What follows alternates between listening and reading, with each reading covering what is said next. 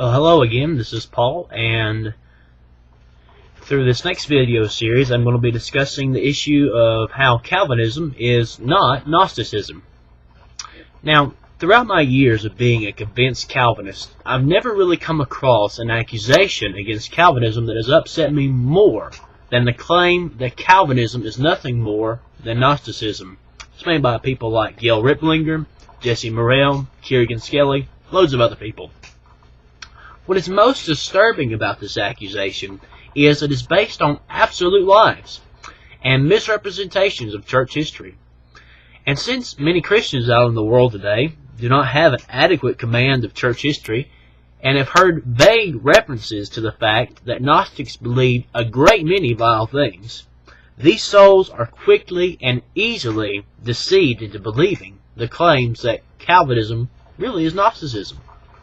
In fact, every day I'm becoming more and more convinced that people who make these claims are spreading these views more so out of a deliberate desire to slander Calvinists, so that people will not listen to anything that we have to say.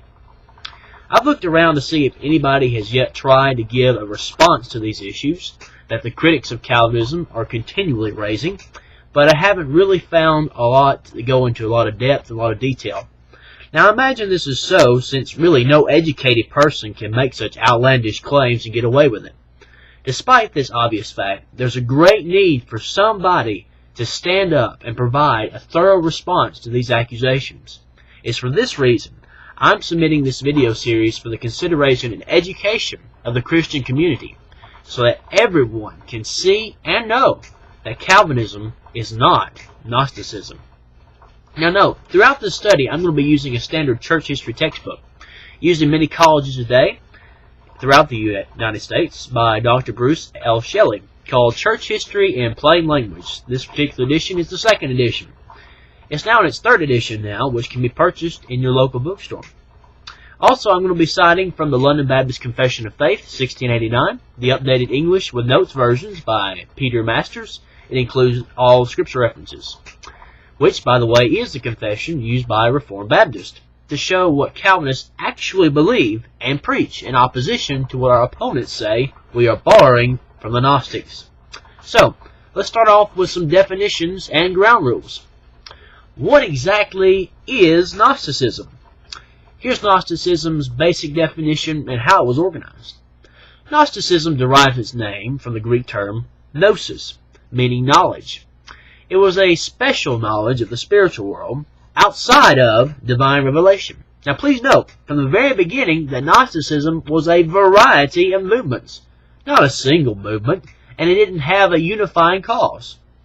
Now each little group had its own way of enlightenment that was given by a special religious teacher, also called a guru, who himself was a philosopher who claimed to have and possess the special gnosis or knowledge of the way people were to truly live their lives. So why was Gnosticism so dangerous to the early church and considered to be so now in our own day that the enemies of Calvinism are so eager to label us as Gnostics, to make Calvinists discredited among the Christian community? Note especially, these groups had things in common with apostolic Christianity, which made them a major and a serious threat to the Christian church. It wasn't like they were cut from a completely different cloth than Christianity or Judaism. As such, it was quite attractive to the people of the day, even while remaining on the outside fringes of the church, especially in the 2nd century. Shelley, page 50. For example, all Gnostics believed and taught the need for salvation, a supreme deity, and heavenly beings at work behind the scenes in the universe. But what made these groups different from orthodoxy is that the Gnostics were trying to purify these commonly held and widely accepted views from the quote-unquote low and crude interpretation that a materialistic Christianity had introduced. Shelley, page 51. But most importantly, as Dr. Shelley stated, Gnosticism was, quote, the most ambitious attempt to reshape the gospel, end quote, in that time along present-day philosophical understandings, page 50. Now keep in mind what these groups what made them differ from orthodoxy is that the Gnostics were trying to purify the commonly held and widely accepted orthodox fundamentals from the low and crude interpretation that a materialistic Christianity had introduced. Page 51 again. Now question, are we Calvinists, as our opponents will be saying if they took the time to try to be accurate? Are we really trying to correct a lewd and a disgusting interpretation of Scripture and free Christianity from the hold of materialism while making the gospel fall in line with the current philosophical trends of our time? What really was the ultimate goal of Gnosticism after all? The main purpose of Gnosticism was to put faith on a higher level of intelligent knowledge in order to make it more attractive to important people. In fact, they were trying to reconcile Jesus and the gospel with science and philosophy of their time.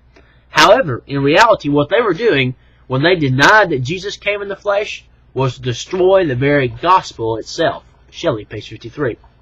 In fact, Tertullian went on to confirm this as the root error in Gnostic systems and stated that these heretical groups were all caused by the importation of philosophy into Christianity. He astutely pointed out that Valentinus had been a Platonist and that Marcion had been a Stoic. In reality, what the Gnostics did was, as Dr. Shelley also accurately pointed out, was to show that a, quote, a Christian pursuit of culture can go too far. Page 79. Now here's another question. Are we as Calvinists trying to import philosophy into Christianity? If so, which system is it? Platonism? Stoicism? Epicureanism? Which one? Furthermore, these groups sought to divorce Christianity from Judaism. Even more so, if they had their way, they wanted to limit Christianity to a discussion among a select few, and would have made Christ to be no longer the model human, or the second Adam. They wanted to reduce Christ to the pantheon of pagan gods and the mystery religions, page 54. Now here's another question for everybody out there. Are we as Calvinists trying to remove the Jewishness from Christianity? Are we somehow wanting to turn Christianity into a club of spiritual elites to the exclusion of others, and make Jesus just another spiritual guru worthy of the gods of the mystery religions? In this video series, I'm going to be examining and answering all these questions in great detail. Although it won't be anything exhaustive, the information from this series will be greatly helpful for those seeking to try and answer these questions.